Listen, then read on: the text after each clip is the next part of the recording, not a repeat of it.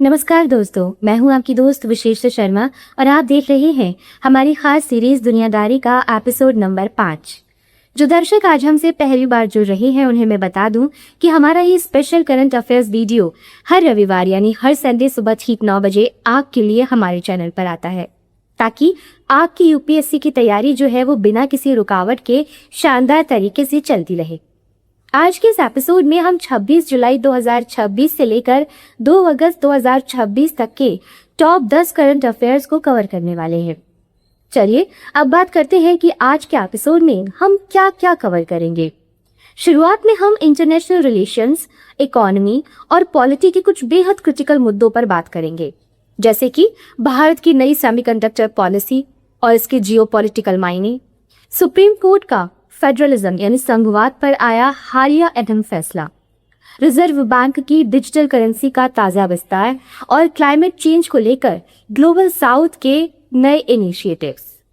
आज के एपिसोड में हम कई अहम विषयों को डिकोड करने वाले हैं, लेकिन हम आगे बढ़े उससे पहले आपके लिए एक जरूरी सूचना, पहले इसे देखिए। यूपीएससी क्लियर करने के लिए आपको लगातार प्रयास करने होंगे। हमारी वेबसाइट पर free UPSC mock test available हैं। आप मॉक टेस्ट एवरी डे दिया करें and save the WhatsApp number visible on your mobile screen. If you have any questions, write FAQ space and your question, our experts will reply to you. आपको screen पर SBPD academy का WhatsApp number दिख रहा है, आप अपने mobile में save कर लें। तो दोस्तों, हमारे आज के सफर का पहला और बहुत ही अहम टॉपिक है भारत की नई सेमीकंडक्टर पॉलिसी और इसकी जियोपॉलिटिकल मायने। अब ये तो हम सभी जानते हैं कि आज के डिजिटल दौर में सेमीकंडक्टर चिप्स किसी भी देश की अर्थव्यवस्था और सुरक्षा की नई करेंसी बन चुके हैं। आपके हाथ में मौजूद स्मार्टफोन से लेकर फाइटर जेट्स हो या फिर मेडिकल इक्विपमेंट हो या फिर हो आर्टिफिशियल इंटेलिजेंस, हर जगह इन सेमीकंडक्टर चिप्स की जरूरत है। लेकिन चिंता की बात यह है कि दुनिया भर में इन चिप्स की सप्लाई कुछ गिने चुने देशों, खासतौर पर ताइवान पर बहुत ज्यादा निर्भर है। हाल ही में जुलाई 2026 के आखिरी हफ्ते में भारत सरकार ने अपनी सेमीकंडक्टर पॉलिसी में कुछ बड़े और रणनीतिक बदलावों की घोषणा की है। गवर्नमेंट का विजन जो है वो बिल्कुल साफ है। भारत को सिर्फ चिप्स का कंज्यूमर नहीं बनना है, बल्कि दुनिया का एक प्रमुख चिप मैन्युफैक्चरिंग हब बनना है। अगर हम यूपीएससी मेंस की GS पेपर 3 यानी इकोनॉमी और टेक्नोलॉजी के जरिए से देखें तो जो भारत है या भारत सरकार जो है वो केवल अब जो है प्रोडक्शन लिंक्ड इंसेंटिव स्कीम तक सीमित नहीं है, यानी PLI स्कीम तक सीमित नहीं है, बल्कि डिजाइन लिंक्ड इंसेंटिव यानी DLI स्कीम पर भी भारी फोकस कर रही है। सरकार का मकसद सिर्फ विदेशी कंपनियों को भारत में फैक्ट्री लगाने के लिए बुलाना नहीं है, बल्कि चिप की डिजाइनिंग, चिप की रिसर्च और उसके इनोवेशन का पूरा इकोसिस्टम भारत में ही, अपने ही देश में तैयार करना है। अब देखिए, इससे न सिर्फ लाखों नई नौकरियां जो है वो पैदा होंगी, बल्कि भारत जो है वो टेक आत्मनिर्भर भी बनेगा। अब इसे GS पेपर 2 यानी अंतर्राष्ट्रीय संबंधों और जियोपॉलिटिक्स के एंगल से थोड़ा सा समझते हैं। दुनिया भर में इस वक्त चाइना +1 स्ट्रैटेजी जो है वो काफी तेजी पकड़ चुकी है। ताइवान और दक्षिण चीन सागर में भू राजनीतिक तनावों को देखते हुए ग्लोबल सप्लाई चेन को सुरक्षित करना अब अमेरिका और यूरोप जैसे देशों की मजबूरी बन गया है। ऐसे में भारत दुनिया के लिए एक ट्रस्टेड पार्टनर के रूप में उभर रहा है, जिस पर सभी भरोसा कर सकते हैं। भारत अमेरिका और जापान जैसे क्वाड देशों के साथ मिलकर एक भरोसेमंद और सुरक्षित सेमीकंडक्टर सप्लाई चेन नेटवर्क जो है वो बना रहा है, ताकि क्रिटिकल टेक्नोलॉजी के लिए हम किसी दूसरे देश पर या किसी एक देश पर निर्भर ना रही और हमारी राष्ट्रीय सुरक्षा जो है, हमारी नेशनल सिक्योरिटी जो है वो स्ट्रांग बनी रहे, मजबूत बनी रहे। वही प्रीलिम्स के लिए आपको ये पॉइंट बिल्कुल अपने दिमाग में बैठा लेना है कि ये पूरा काम इंडिया सेमीकंडक्टर मिशन, जिसे शॉर्ट फॉर्म में आप ISM कह सकते हैं, उसके तहत हो रहा है।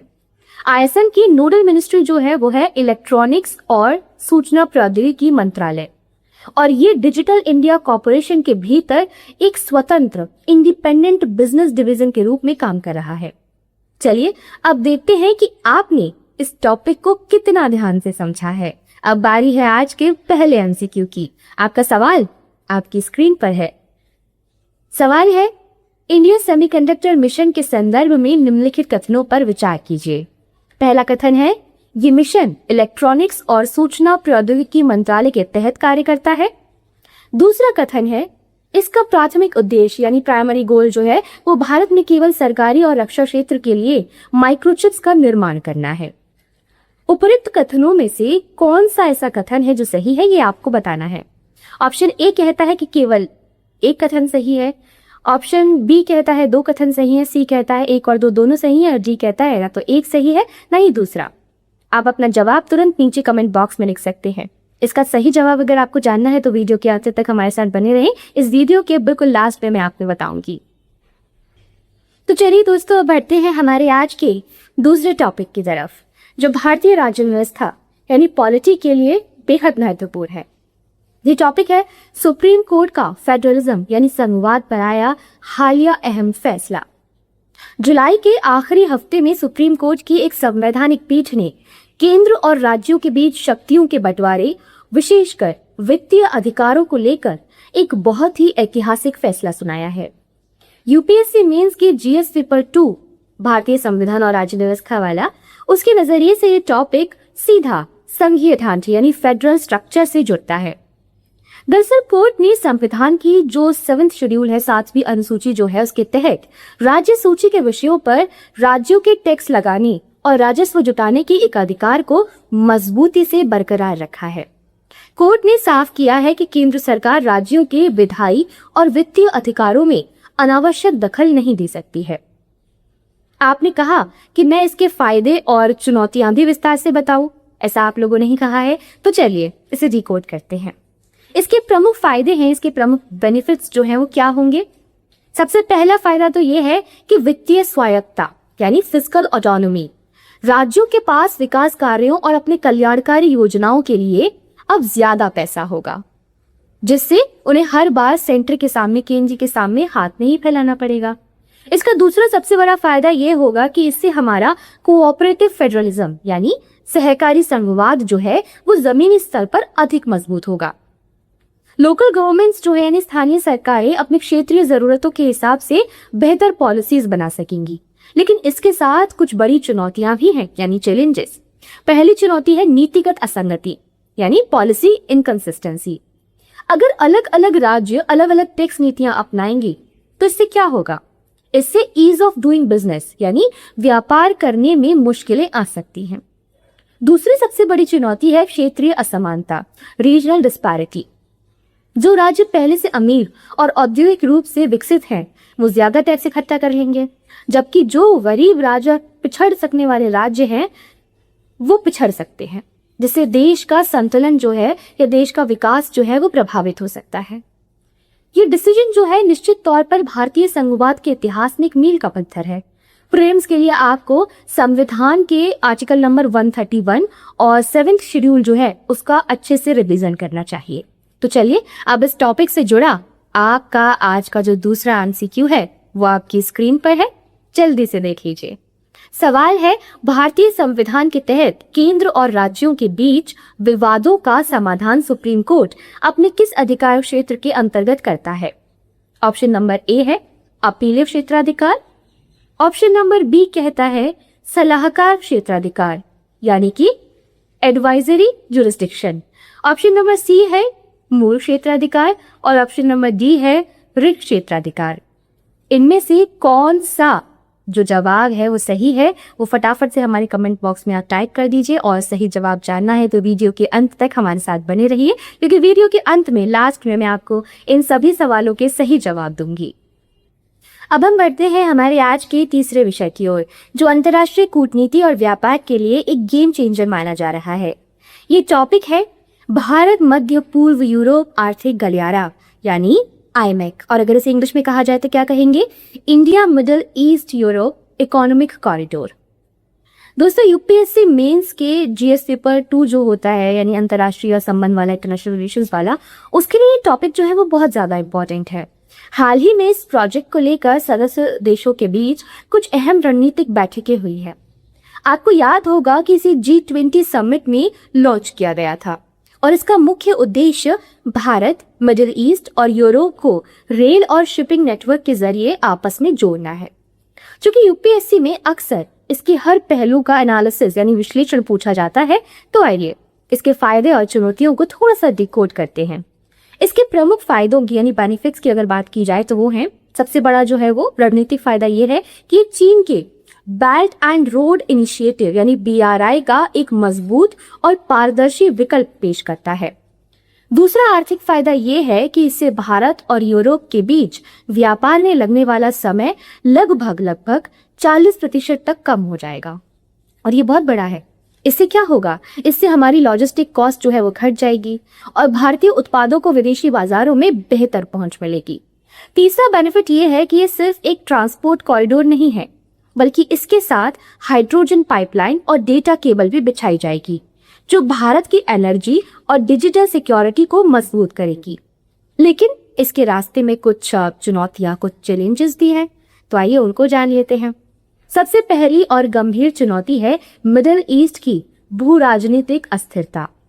इस कॉरिडोर का एक बड़ा हिस्सा वहां से गुजरता है और हालिया इजराइल फिलिस्तीन या ईरान के तनावों की वजह से इस प्रोजेक्ट के धीमा होने का खतरा हमेशा बना रहता है।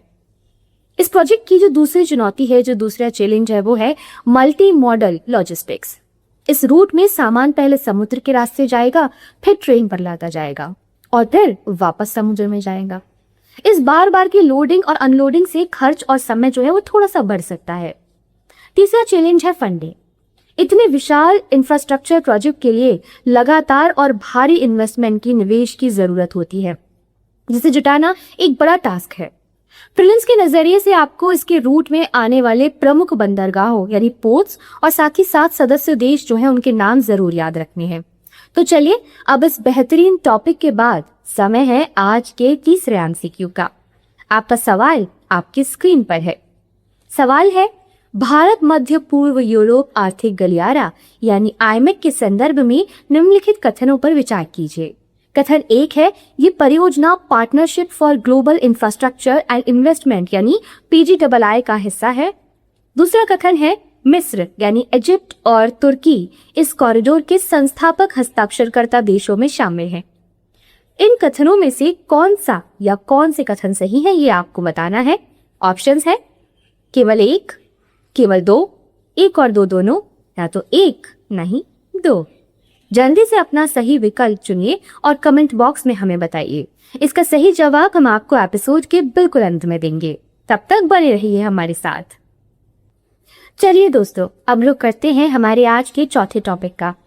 ये विषय भारतीय राज्य व्यवस्था यानी पॉलिटी के सबसे ज्यादा चर्चा में रहने वाले मुद्दों में से एक है। हमारा टॉपिक है एंटी डिफेक्शन लॉ यानी दल बदल विरोधी कानून और इसमें सुधार की उठती मांगे। हाल ही में देश के कई राज्यों में राजनीतिक उठापटक और विधायकों के एक पार्टी से दूसरी पार्टी में जाने की जो घटनाएं हुई हैं, उन्होंने इस कानून को फिर से सुर्खियों में ला दिया है। यूपीएससी मेंस की जीएस पेपर 2 के लिहाज से अगर देखा जाए तो ये बेहद क्रिटिकल विषय है। आपको याद होगा कि इससे 1985 में जो 52nd कॉन्स्टिट्यूशन अमेंडमेंट एक्ट हुआ था, उसके जरिए 10th शेड्यूल में जोड़ा गया था। याद है ना? अगर नहीं याद है तो रिवीजन कर लीजिए। क्योंकि यूपीएससी जो है वो हमेशा एनालिटिकल क्वेश्चन पूछता है, तो आइए इसके फायदे और इसकी मौजूदा चुनौतियों को विस्तार से जान लेते हैं। इस कानून के प्रमुख फायदे क्या हैं, बेनिफिट्स क्या हैं? इसका सबसे पहला और सबसे बड़ा फायदा है राजनीतिक स्थिरता यानी पॉलिटिकल स्टेबिलिटी। 1960 और 70 के दशक में आया राम गया राम की जो राजनीति चल रही थी, उस हॉर्स ट्रेडिंग यानी विधायकों की खरीद फरोख्त पर इस कानून ने काफी हद तक लगाम लगाई है। दूसरा बेनिफिट जो है वो ये है कि जब सरकारें स्थिर रहती हैं, स्टेबल रहती हैं, तो उनका पूरा फोकस खुद को बचाने के बजाय जनता की डेवलपमेंट यानी विकास और नीतियों को लागू करने पर होता है। तीसरा बेनिफिट ये है कि ये कानून जनता के जनादेश का सम्मान करता है, क्योंकि अगर जनता ने किसी उम्मीदवार को एक पार्टी के नाम पर वोट दिया है तो चुनाव जीतने के बाद उसका पाला बदलना मतदाताओं के साथ धोखा है। लेकिन इतने सालों बाद भी इसमें कुछ बहुत गंभीर चुनौतियां जो है, चैलेंजेस जो हैं, वो अभी भी बनी नहीं है। पहली और सबसे बड़ी चुनौती है स्पीकर की भूमिका। कानून के तहत दल बदल पर फैसला लेने का अधिकार सदन के अध्यक्ष यानी स्पीकर को है, लेकिन अक्सर देखा गया है कि स्पीकर अपनी ही सत्ताधारी पार्टी के पक्ष में काम करते हैं और विरोधी गुट जो होता है उसके विधायकों को अयोग्य ठहराने में महीनों या सालों लगा देते हैं। दूसरी सबसे बड़ी चुनौती है पार्टी के भीतर लोकतंत्र की कमी, यानी lack of intra party democracy. इस कानून की वजह से अगर कोई सांसद या कोई विधायक किसी बिल पर अपनी ही पार्टी की गलत नीति का विरोध करना चाहे तो वो विप के डर से ऐसा नहीं कर पाता है। यानी असहमति और दल बदल यानी डिफेक्शन के बीच का अंतर जो है वही खत्म हो गया है, वो डिफरेंस बिल्कुल खत्म कर दिया है। तीसरी चुनौती है विलय या मर्जर का लूप होल। अगर एक दो विधायक पार्टी छोड़े तो वे अयोग्य हो जाएंगे, लेकिन अगर 2/3 यानी 2/3 विधायक जो है वो एक साथ टूटकर दूसरी पार्टी में मिल जाए तो उन पर ये कानून जो है वो लागू नहीं होता है, जिसे अक्सर क्या कहा जाता है, थोक में दल बदल, ये भी कहा जाता है। प्रीलिम्स के लिए आपको किहोटो होलोहन केस जो है जो 1992 में हुआ था उसको जरूर याद रखना चाहिए। अगर नहीं पढ़ा है तो पढ़ लीजिए, वरना रिवाइज कर लीजिए, जिसमें सुप्रीम कोर्ट ने कहा था कि स्पीकर के फैसले का जुडिशियल रिव्यू जो है यानी कि न्यायिक समीक्षा जो है वो की जा सकती है। तो चलिए अब इस दिलचस्प टॉपिक से जुड़ा आपका आज का चौथा एमसीक्यू आपके सामने है, आपकी स्क्रीन पर। सवाल है 10वीं अनुसूची यानी 10th शेड्यूल दल बदल विरोधी कानून के संदर्भ में निम्नलिखित कथनों पर विचार कीजिए। पहला कथन है किसी मनोनीत सदस्य यानी नॉमिनेटेड मेंबर को सदन में शपथ लेने के 6 महीने बाद किसी भी राजनीतिक दल में शामिल होने की अनुमति होती है और उस पर दल बदल कानून लागू नहीं होता है। दूसरा कथन है कि किहोटो होलोहन फैसले के अनुसार सदन के पीठासीन अधिकारी अध्यक्ष या फिर सभापति का निर्णय जो है वो अंतिम होता है और इसकी न्यायिक समीक्षा यानी जुडिशियल रिव्यू जो है वो नहीं किया जा सकता है। इन कथनों में से कौन सा या कौन से कथन सही है ये आपको बताना है। ऑप्शन ए कहता है कि केवल पहला कथन सही है, ऑप्शन 2 कहता है कि दूसरा कथन सही है, सी कहता है 1 और 2 दोनों सही है और डी कहता है ना तो एक सही है ना ही दूसरा। जल्दी से अपना सही विकल्प जो है वो चुनिए और कमेंट बॉक्स में हमें बताइए। इसका सही जवाब अगर आपको जानना है तो हमारे साथ एपिसोड के अंत तक बने रहिए। एपिसोड के अंत में हम आपको इसका सही जवाब देंगे। तो चलिए दोस्तों, अब हम बात करते हैं हमारे आज के 5वें टॉपिक की, जो सीधे तौर पर भविष्य की तकनीक और साइंस से जुड़ा है। हमारा टॉपिक है भारत का नेशनल क्वांटम मिशन यानी एनक्यूएम और इसमें हुए हालिया डेवलपमेंट्स। यूपीएससी मेंस की जीएस पेपर 3 यानी साइंस एंड टेक वाला जो पेपर होता है उसके नजरिए से ये एक मस्ट वॉच टॉपिक है। हाल ही में गवर्नमेंट ने इस मिशन के तहत 4 अलग अलग थेमेटिक हब्स यानी टी हब स्थापित करने की दिशा में कुछ बड़े फैसले लिए हैं, कुछ बड़े कदम उठाए हैं। हम क्लासिकल कंप्यूटर्स यानी जो कंप्यूटर हम और आप आज इस्तेमाल करते हैं उसके लिमिट्स तक पहुंच रहे हैं और यही एंट्री होती है क्वांटम कंप्यूटिंग की, जो 1 और 0 यानी बाइनरी के बजाय क्यूबिट्स पर काम करता है। क्यूबिट्स नाम तो सुना होगा आपने। आइए इस मिशन के क्या फायदे होंगे, इसके सामने क्या चैलेंजेस होंगे, इन्हें विस्तार से समझते हैं। क्वांटम मिशन के प्रमुख फायदे क्या है? सबसे बड़ा फायदा है सुपरफास्ट कंप्यूटिंग। जो जटिल गणितीय या वैज्ञानिक समस्याएं सुलझाने में आज के सुपर कंप्यूटर को हजारों साल लग जाएंगे, क्वांटम कंप्यूटर उसे कुछ ही सेकंड्स में सॉल्व कर सकता है। जी हाँ, ये सच है। दूसरा फायदा है अभेद्य सुरक्षा, अनहैकेबल सिक्योरिटी। क्वांटम कम्युनिकेशन और क्वांटम की डिस्ट्रीब्यूशन यानी QKD के जरिए हम ऐसा कम्युनिकेशन नेटवर्क बना सकते हैं जिसे कोई भी हैकर या कोई भी हमारा जो दुश्मन देश है उसे हैक नहीं कर सकता। ये हमारी राष्ट्रीय सुरक्षा और सेना के लिए बहुत बड़ा गेम चेंजर है। तीसरा फायदा जो है वो है हेल्थ केयर और मेडिसिन में, जहां नई दवाओं की खोज यानी ड्रग डिस्कवरी और सटीक मौसम पूर्वानुमान यानी वेदर फोरकास्टिंग में इसका जबरदस्त इस्तेमाल होगा। लेकिन इसके सामने कुछ चुनौतियां भी हैं, यानी कुछ चैलेंजेस, और वो बहुत जटिल हैं। पहली बड़ी चुनौती है हार्डवेयर और तापमान यानी टेम्परेचर। क्वांटम कंप्यूटर्स को काम करने के लिए बिल्कुल एब्सोल्यूट 0 यानी कि -273 डिग्री सेल्सियस के करीब के तापमान की आवश्यकता होती है, जरूरत होती है। इतने ठंडे वातावरण को मेंटेन करना बहुत ज्यादा कॉस्टली, एक्सपेंसिव और तकनीकी रूप से बहुत मुश्किल भी होता है। दूसरी चुनौती है क्वांटम डिकोहेरेंस, यानी हल्की सी भी बाहरी हलचल या रेडिएशन जो है वो इसके क्यूबिट्स को काम करना बंद कर देते हैं। ऐसी स्थिति में इसके क्यूबिट्स, जिससे नतीजों में एरर आ जाता है। तीसरी चुनौती है स्किल्ड मैन पावर की कमी। भारत में अभी क्वांटम फिजिक्स और इंजीनियरिंग के क्षेत्र में हार्ड लेवल रिसर्चर्स की जो है वो भारी कमी है। प्रीलिम्स के लिए ये याद रखिएगा कि इस मिशन की नोडल एजेंसी जो है वो कौन सी है, वो है विज्ञान और प्रौद्योगिकी विभाग DST, ना कि इलेक्ट्रॉनिक्स मंत्रालय। इस बात को ध्यान रखिएगा, यहाँ कंफ्यूजन हो सकता है। तो चलिए अब इस फ्यूचरिस्टिक टॉपिक के बाद देखते हैं आज का 5वां MCQ। सवाल आपकी स्क्रीन पर है। सवाल है राष्ट्रीय क्वांटम मिशन यानी IQM के रेफरेंस में निम्नलिखित कथनों पर विचार कीजिए। पहला कथन है, इस मिशन को इलेक्ट्रॉनिक्स और सूचना प्रौद्योगिकी मंत्रालय द्वारा लागू किया जा रहा है। ये हिंट तो मैं आपको पहले ही दे चुकी हूँ। दूसरा कथन है, इसका एक मुख्य लक्ष्य 8 वर्षों के भीतर 50 से 1000 भौतिक क्यूबिट्स यानी कि फिजिकल क्यूबिट्स वाले क्वांटम कंप्यूटर विकसित करना है। अब इन कथनों में से कौन सा या कौन से कथन सही है ये आपको बताना है। ऑप्शन भी आपकी स्क्रीन पर है। ऑप्शन ए है केवल 1, ऑप्शन बी केवल 2, ऑप्शन सी कहता है ना तो 1 ना ही 2, ऑप्शन डी कहता है 1 और 2 दोनों। जल्दी से अपना जवाब नीचे कमेंट बॉक्स में लिख दीजिए। सही जवाब मैं आपको वीडियो के अंत में बताऊंगी। चलिए दोस्तों, अब हम हमारे आज के सफर के 6ठे पड़ाव पर पहुंच चुके हैं। हमारा ये टॉपिक ग्लोबल हेल्थ और इंटरनेशनल रिलेशन से जुड़ा है, जो है WHO की नई महामारी संधि यानी पैंडेमिक ट्रीटी। कोविड-19 महामारी तो आपको याद होगी, उसने पूरी दुनिया को घुटनों पर ला दिया था। उसी तबाही से सबक लेते हुए विश्व स्वास्थ्य संगठन यानी WHO के सदस्य देश एक ग्लोबल एग्रीमेंट या पैंडेमिक ट्रीटी पर बातचीत कर रहे हैं।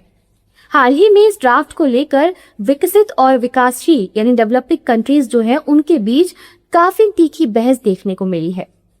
UPSC मेंस का जो GS पेपर 2 होता है, उसका जो स्वास्थ्य और अंतर्राष्ट्रीय संबंध वाला सेक्शन है, उसके लिए ये एक बेहद ज्वलंत मुद्दा है। आइए देखते हैं कि अगर ये ट्रीटी लागू होती है तो इसके क्या बेनिफिट्स, इसके क्या फायदे होंगे और इसे लागू करने में या लागू करने के बाद क्या क्या चुनौतियां, चैलेंजेस आ सकती हैं। इस संधि के प्रमुख फायदे क्या होंगे? बेनिफिट्स, सबसे बड़ा फायदा तो ये है कि वैक्सीन और दवाओं का समान वितरण होगा यानी equitable distribution of vaccine and medicines. Covid के दौरान हमने वैक्सीन राष्ट्रवाद यानी वैक्सीन नेशनलिज्म देखा था, है ना, जहां अमीर देशों ने क्या किया था, वैक्सीन जमा कर ली थी और गरीब देश जो है वो बेचारे तड़पते रहे थे। ये ट्रीटी सुनिश्चित करेगी कि फ्यूचर में ऐसा ना हो। दूसरा बेनिफिट है डेटा और पैथोजन की रियल टाइम शेयरिंग का। अगर किसी देश में कोई नया वायरस ग्रो करता है, पनपता है, तो वो तुरंत उसका जीनोम सीक्वेंस जो है या फिर उसके जो सैंपल्स हैं वो दुनिया के साथ साझा कर देंगे ताकि वैक्सीन जल्दी मिल सके। तीसरा बेनिफिट ये है कि इससे गरीब और विकासशील देशों में हेल्थ केयर इंफ्रास्ट्रक्चर को मजबूत करने के लिए ग्लोबल फंडिंग मिलेगी। लेकिन इसके रास्ते में चैलेंजेस यानी कि चुनौतियां जो है वो भी कम नहीं है। पहली और सबसे बड़ी चुनौती है बौद्धिक संपदा अधिकार यानी इंटेलेक्चुअल प्रॉपर्टी राइट्स। ये भी हमारा UPSC में एक अहम टॉपिक है। अमेरिका और यूरोपीय देश नहीं चाहते हैं कि उनकी फार्मा कंपनियों को अपनी वैक्सीन का फॉर्मूला या पेटेंट फ्री में गरीब देशों के साथ शेयर करना पड़े। दूसरा चैलेंज है राष्ट्रीय संप्रभुता, नेशनल सोवरेनिटी। इसका मुद्दा भी बहुत अहम है। कई देशों को डर है कि अगर ये ट्रीटी कानूनी रूप से बाध्यकारी यानी लीगली बाइंडिंग हुई तो WHO जो है वो उनके जो घरेलू मामले हैं उनमें दखल देगा, जैसे लॉकडाउन लगाना या बॉर्डर सील करना। तीसरी चुनौती है जवाबदेही की कमी। अगर कोई देश, जैसे कोविड के समय चीन पर आरोप लगे थे, शुरुआत में वायरस की जानकारी छुपाता है तो WHO के पास उसे सजा देने या उस पर भारी जुर्माना लगाने की कोई ठोस शक्ति यानी इन्फोर्समेंट पावर नहीं है। प्रीलिम्स के लिए आपको ये ध्यान रखना है कि ये जो ट्रीटी है वो WHO के संविधान के अनुच्छेद 19 यानी आर्टिकल 19 के तहत तैयार की जा रही है। तो चलिए अब इस महत्वपूर्ण टॉपिक से जुड़ा हुआ आज का 6था MCQ आपके सामने आपकी स्क्रीन पर है। जल्दी से सवाल देखिए। सवाल है WHO पैंडेमिक ट्रीटी महामारी संधि के रेफरेंस में निम्नलिखित कथनों पर विचार कीजिए और बताइए कि कौन सा कथन सही है। पहला कथन है इस संधि का मसौदा यानी कि ड्राफ्ट जो है वो विश्व व्यापार संगठन वर्ल्ड ट्रेड ऑर्गेनाइजेशन और विश्व स्वास्थ्य संगठन यानी वर्ल्ड हेल्थ ऑर्गेनाइजेशन द्वारा संयुक्त रूप से तैयार किया जा रहा है। दूसरा कथन है इसका एक प्रमुख उद्देश्य महामारियों के दौरान चिकित्सा काउंटर मेजर्स जैसे वैक्सीन और डायग्नोस्टिक्स तक न्याय संगत यानी इक्विटेबल पहुंच सुनिश्चित करना है। इन कथनों में से कौन सा कथन जो है या कौन से कथन जो है वो सही है, ये आपको बतानी है। ऑप्शन भी आपकी स्क्रीन पर है। ऑप्शन ए है केवल एक, बी केवल दो, सी एक और दो दोनों, और डी ना तो एक ना ही दो।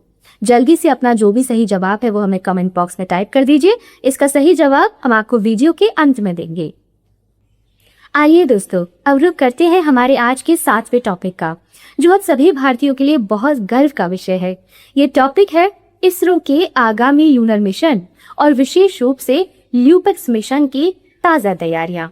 चंद्रयान 3 की ऐतिहासिक सफलता के बाद इसरो अब चांद पर अपने अगले बड़े कदम की तैयारी कर रहा है।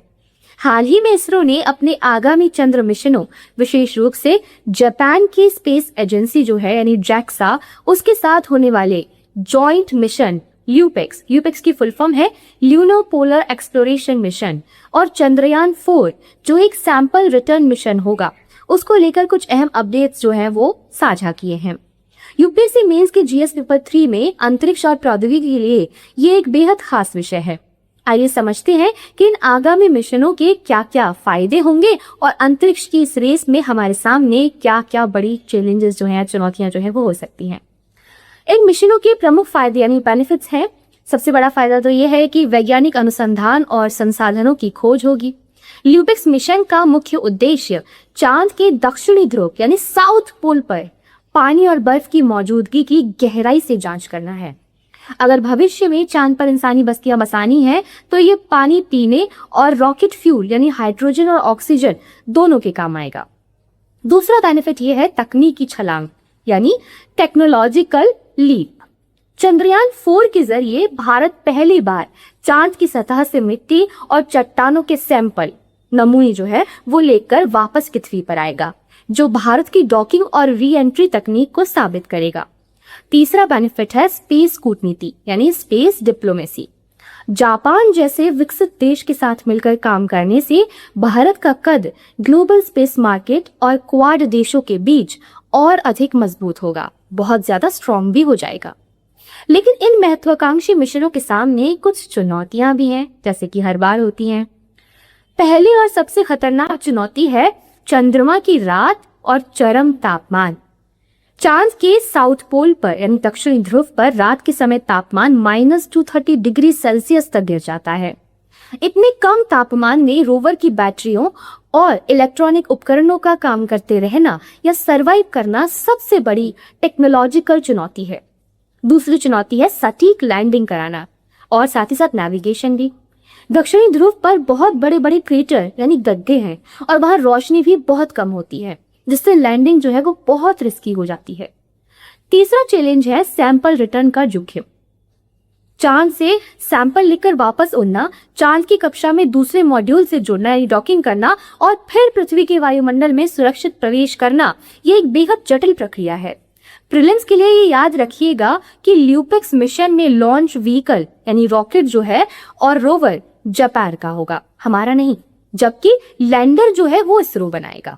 इस बात को याद रखिएगा। तो चलिए अब इस रोमांचक टॉपिक से जुड़ा आज का 7वां एमसीक्यू जो है वो आपके सामने है, स्क्रीन पर नजर डालिए। आपका सवाल है ल्यूपेक्स यानी ल्यूनो पोलर एक्सप्लोरेशन मिशन के रेफरेंस में निम्नलिखित कथनों पर विचार कीजिए। पहला कथन है, ये भारतीय अंतरिक्ष अनुसंधान संगठन यानी इसरो और अमेरिकी अंतरिक्ष एजेंसी नासा का एक संयुक्त मिशन है।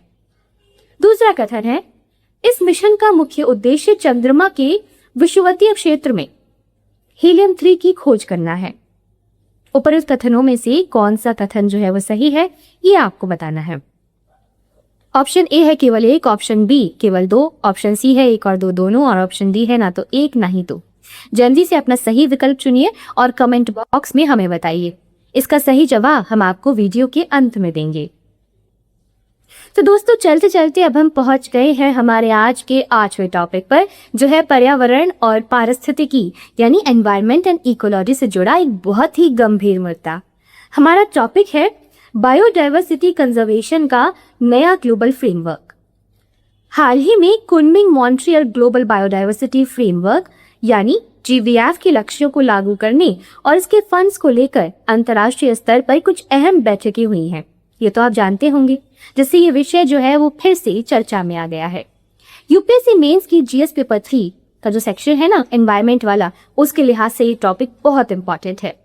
दुनिया भर में तेजी से विलुप्त हो रहे जीव जंतुओं और वनस्पतियों को बचाने के लिए ये फ्रेमवर्क जो है वो एक आखिरी उम्मीद की तरह देखा जा रहा है, एज ए लास्ट होप। तो आइए समझते हैं कि इस नए फ्रेमवर्क के क्या फायदे हैं और इसे जमीन पर उतारने में क्या क्या चैलेंजेस जो है वो सामने आ रहे हैं। इस फ्रेमवर्क के प्रमुख फायदे क्या हैं?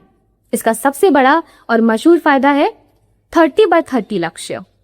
इसका मतलब है कि साल 2030 तक दुनिया की कम से कम 30% भूमि, तटीय क्षेत्रों और महासागरों को संरक्षित किया जाएगा। दूसरा बड़ा बेनिफिट है ग्लोबल बायोडायवर्सिटी फ्रेमवर्क फंड यानी GBFF, उसकी स्थापना करना। इसके जरिए विकासशील और गरीब देशों को जैव विविधता बचाने के लिए आर्थिक मदद मिलेगी। तीसरा बेनिफिट है कि इस फ्रेमवर्क में पहली बार स्थानीय और स्वदेशी समुदायों यानी इंडिजिनियस पीपल के अधिकारों को प्रमुखता दी गई है, क्योंकि जंगलों और प्रकृति को बचाने में उनकी भूमिका जो है वो सबसे अहम होती है। शायद यही इसकी वजह है। लेकिन इस फ्रेमवर्क के सामने कुछ चुनौतियां, कुछ चैलेंजेस भी हैं, तो आइए उनको जान लेते हैं। पहली और सबसे बड़ी चुनौती है फंडिंग का भारी अंतर यानी फंडिंग गैप। इस फ्रेमवर्क के लक्ष्यों को हासिल करने के लिए हर साल अरबों डॉलर की जरूरत है, लेकिन विकसित देश जो है यानी डेवलप्ड नेशन जो है, उनके वादे के मुताबिक फंड जारी करने में वो थोड़ी सी आनाकानी कर रही हैं। दूसरा चैलेंज है निगरानी और डेटा की कमी यानी मॉनिटरिंग एंड इम्प्लीमेंटेशन। किसी देश ने कितनी बायोडायवर्सिटी बचाई, इसे मापने का कोई एक सटीक और ग्लोबल पैमाना नहीं है, जिससे देशों के दावों की सच्चाई जांचना बहुत मुश्किल हो जाता है। तीसरा चैलेंज है विकास और संरक्षण के बीच का टकराव। विकासशील देशों के सामने ये दुविधा होती है कि वो इंफ्रास्ट्रक्चर जैसे कि सड़कें हो गई या डैम्स, बांध हो गए, बनाएं या फिर जंगलों को संरक्षित रखें, क्या करें। प्रीलिम्स के लिए ये याद रखिएगा कि ग्लोबल बायोडायवर्सिटी फ्रेमवर्क फंड यानी कि GBFF जो है उसका प्रबंधन वैश्विक पर्यावरण सुविधा यानी ग्लोबल एनवायरनमेंट फैसिलिटी GEF द्वारा किया जाता है। तो चलिए अब इस इंपॉर्टेंट टॉपिक से जुड़ा हुआ आज का MCQ देखते हैं। आपका सवाल जो है वो आपकी स्क्रीन पर है। सवाल पढ़िए। Kunming Montreal global biodiversity framework यानी GBF के संदर्भ में निम्नलिखित कथनों पर विचार कीजिए। पहला कथन है, इसका चर्चित 30x30 लक्ष्य वर्ष 2030 तक वैश्विक कार्बन उत्सर्जन को 30% तक कम करने से संबंधित है। दूसरा कथन है, ग्लोबल बायोडायवर्सिटी फ्रेमवर्क फंड यानी GBFF की मेजबानी और प्रबंधन विश्व बैंक यानी वर्ल्ड बैंक द्वारा किया जाता है। उपरोक्त कथनों में से कौन सा या कौन से सही है ये आपको बताना है। ऑप्शन ए है केवल 1, ऑप्शन बी है केवल 2, ऑप्शन सी है 1 और 2 दोनों, और ऑप्शन डी ना तो 1 ना ही 2। जल्दी से अपना सही विकल्प चुनिए और कमेंट बॉक्स में हमें बताइए। इसका सही जवाब अगर आपको जानना है तो वीडियो के अंत तक हमारे साथ बने रहिए। वीडियो के बिल्कुल लास्ट में हम आपको सही जवाब बताएंगे। अभी बाकी है दुनियादारी एपिसोड 5 का सफर। आप बने रहिए मेरे साथ, लेकिन आगे बढ़ने से पहले आपके लिए एक जरूरी सूचना। यूपीएससी क्लियर करने के लिए आपको लगातार प्रयास करने होंगे। हमारी वेबसाइट पर free UPSC mock test available हैं। आप मॉक टेस्ट एवरी डे दिया करें and save the WhatsApp number visible on your mobile screen. If you have any questions, write FAQ space and your question, our experts will reply to you. आपको screen पर SBPD academy का WhatsApp number दिख रहा है, आप अपने mobile में save कर लें। ब्रेक के बाद आपका फिर से स्वागत है दोस्तों। चलिए बिना रुके आगे बढ़ते हैं हमारे आज के 9वें टॉपिक की तरफ। ये विषय देश की आर्थिक सुरक्षा और भविष्य की टेक्नोलॉजी के लिए बेहद अहम है, बहुत इंपॉर्टेंट है। हमारा टॉपिक है भारत की क्रिटिकल मिनरल्स रणनीति और इनकी हालिया नीलामी यानी ऑक्शन। हाल ही में भारत सरकार ने लिथियम, कोबाल्ट और टाइटेनियम जैसे कई महत्वपूर्ण खनिजों को यानी कि जो क्रिटिकल मिनरल्स होते हैं उनके ब्लॉक्स की नीलामी के नए चरण की शुरुआत की है। यूपीएससी मेंस के जीएस पेपर 1 में जो ज्योग्राफी वाला पार्ट है और जीएस पेपर 3 में इकोनॉमी और एनवायरनमेंट, दोनों ही दृष्टिकोण से ये एक हाई प्रायोरिटी टॉपिक है। क्रिटिकल मिनरल्स वो खनिज होते हैं जो आज के दौर में इलेक्ट्रिक गाड़ियां यानी इलेक्ट्रॉनिक व्हीकल्स जो होते हैं, या सोलर पैनल या विंड टर्बाइन और डिफेंस इक्विपमेंट बनाने के लिए सबसे ज्यादा जरूरी होते हैं, लेकिन इनकी सप्लाई जो है वो बहुत ही ज्यादा सीमित है। तो आइए देखते हैं कि भारत द्वारा इन खनिजों पर फोकस करने के क्या क्या बेनिफिट्स होंगे और हमारे सामने क्या क्या चुनौतियां जो हैं या चैलेंजेस जो हैं वो खड़े हैं। इस रणनीति के सबसे प्रमुख फायदे जो होंगे वो कुछ ऐसे हैं कि चीन पर निर्भरता एक तो हमारी कम होगी, है ना। इस वक्त दुनिया भर में क्रिटिकल मिनरल्स की प्रोसेसिंग और सप्लाई चेन पर चाइना का लगभग एकाधिकार है, मोनोपोली है। अपने खुद के भंडार तलाशने से भारत की चीन पर निर्भरता थोड़ी घट जाएगी। दूसरा फायदा ये है कि एनर्जी ट्रांजिशन, यानी भारत ने 2070 तक नेट जीरो एमिशन का जो लक्ष्य रखा है वो बिना पर्याप्त लिथियम और कोबाल्ट के संभव नहीं है, तो ये भी होगा। तीसरा फायदा है मेक इन इंडिया को बूस्ट मिलेगा। अगर कच्चा माल यानी रॉ मटेरियल जो है वो देश में ही मिल जाए तो बैटरी और ईवी मैन्युफैक्चरिंग कंपनियां जो हैं वो इंडिया में ज्यादा इन्वेस्टमेंट करेंगी, जिससे लाखों नौकरियां पैदा होंगी, बेरोजगारी कम होगी। लेकिन इस क्षेत्र में कुछ चुनौतियां, कुछ चैलेंजेस भी हैं। पहली और सबसे बड़ी चुनौती है तकनीक की कमी, लैक ऑफ एडवांस्ड टेक्निक्स या टेक्नोलॉजी। क्रिटिकल मिनरल्स की माइनिंग यानी जो खनन होता है और प्रोसेसिंग तक, ये पूरी प्रक्रिया बहुत जटिल होती है। भारत के पास अभी जमीन से निकालने और शुद्ध करने की एडवांस तकनीक जो है या रिफाइनरीज जो है उनकी भारी कमी है। दूसरा चैलेंज है पर्यावरण संबंधी चिंताएं, यानी एनवायरमेंटल कंसर्न्स जो होते हैं। लिथियम जैसे खनिजों के खनन में बहुत ज्यादा पानी का इस्तेमाल होता है और इससे मिट्टी और पानी के प्रदूषित होने का खतरा रहता है। तीसरी चुनौती है लंबा गेस्टेशन पीरियड। किसी भी खदान की खोज से लेकर वहां से खनिज निकालकर बाजार तक पहुंचाने में 10 से 15 साल तक का लंबा वक्त लग जाता है। प्रीलिम्स के लिए आपको खान और खनिज विकास और विनियमन संशोधन अधिनियम 2023 या जिसे हम इंग्लिश में बोल सकते हैं MMDR अमेंडमेंट एक्ट 2023 को जरूर पढ़ लेना चाहिए, बहुत इंपॉर्टेंट है, जिसने प्राइवेट कंपनियों को इन खनिजों के खनन की अनुमति दी है। तो चलिए अब इस जरूरी टॉपिक से जुड़ा आपका जो 9वां MCQ सवाल है वो देखते हैं। आपका सवाल आपकी स्क्रीन पर है। क्रिटिकल मिनरल्स, उनके रेफरेंस में इन कथनों में से कौन सा कथन जो है वो सही है, उस पर विचार कीजिए। पहला कथन है मिनरल सिक्योरिटी पार्टनरशिप यानी MSP क्रिटिकल मिनरल्स की सप्लाई चेन सुरक्षित करने के लिए भारत के नेतृत्व वाली एक वैश्विक पहल है। हालिया MMDR संशोधन अधिनियम 2023 के तहत लिथियम को परमाणु खनिज यानी एटॉमिक मिनरल की सूची से हटा दिया गया है। इन कथनों में से कौन सा कथन जो है वो आपको सही लगता है? ऑप्शन ए कहता है केवल एक सही है, ऑप्शन बी कहता है केवल 2 सही है, ऑप्शन सी कहता है 1 और 2 दोनों सही है और ऑप्शन डी कहता है ना तो 1 सही है ना ही 2। आपका जवाब जो भी हो तुरंत हमें कमेंट बॉक्स में लिख दीजिए। इसका सही जवाब मैं आपको वीडियो के बिल्कुल अंत में दूंगी। तो चलिए दोस्तों, अब हम पहुंच चुके हैं हमारे आज के सफर के 10वें और आखिरी टॉपिक पर। अंतरिक्ष में तिरंगा लहराने के बाद भारत अब समुद्र की गहराइयों में अपना परचम लहराने की तैयारी कर रहा है। हमारा आज का आखिरी टॉपिक है भारत का डीप ओशन मिशन और इसकी समुद्रयान पहल। हाल ही में पृथ्वी विज्ञान मंत्रालय जो है उसने इस मिशन के तहत बनाए जा रहे मत्स्य 6000 पनडुब्बी के डीप-सी ट्रायल्स को लेकर बहुत अहम इंफॉर्मेशन जो है वो शेयर की है। यूपीएससी मेंस का जो जीएस पेपर 1 होता है उसमें जो ज्योग्राफी वाला पार्ट है उसके लिए और जीएस पेपर 3 के इकोनॉमी और साइंस एंड टेक वाले पार्ट के नजरिए से ये टॉपिक बहुत इंपॉर्टेंट है और ब्लू इकोनॉमी का भी ये टॉपिक जो है वो एक बहुत बड़ा हिस्सा है। आइए इसके प्रमुख फायदों और इसमें आने वाली चुनौतियों को विस्तार से समझते हैं। इस मिशन के प्रमुख फायदे क्या है, बेनिफिट्स क्या है? सबसे बड़ा फायदा तो ये है कि पॉलीमेटेलिक नोड्यूल्स जो होते हैं उनकी खोज होगी। मध्य हिंद सागर के जो बेसिन है उसमें लगभग 6000 मीटर की गहराई में आलू के आकार के ये नोड्यूल्स जो हैं वो बिखरे पड़े हुए हैं, जिसमें कॉपर है, कोबाल्ट है, निकल है, मैग्नीज है, ऐसे बहुत सारे बेशकीमती खनिज जो है वो मौजूद हैं। ये हमारी बैटरी और इलेक्ट्रॉनिक इंडस्ट्री जो है उसके लिए खजाने की तरह है। दूसरा बेनिफिट है समुद्री जलवायु परिवर्तन सलाहकार सेवा यानी ओशियन क्लाइमेट चेंज एडवाइजरी। इससे हमें समुद्र के जल स्तर बढ़ने और साइक्लोन जैसी आपदाओं का पहले से और ज्यादा सटीक अनुमान लगाने में सहायता मिलेगी।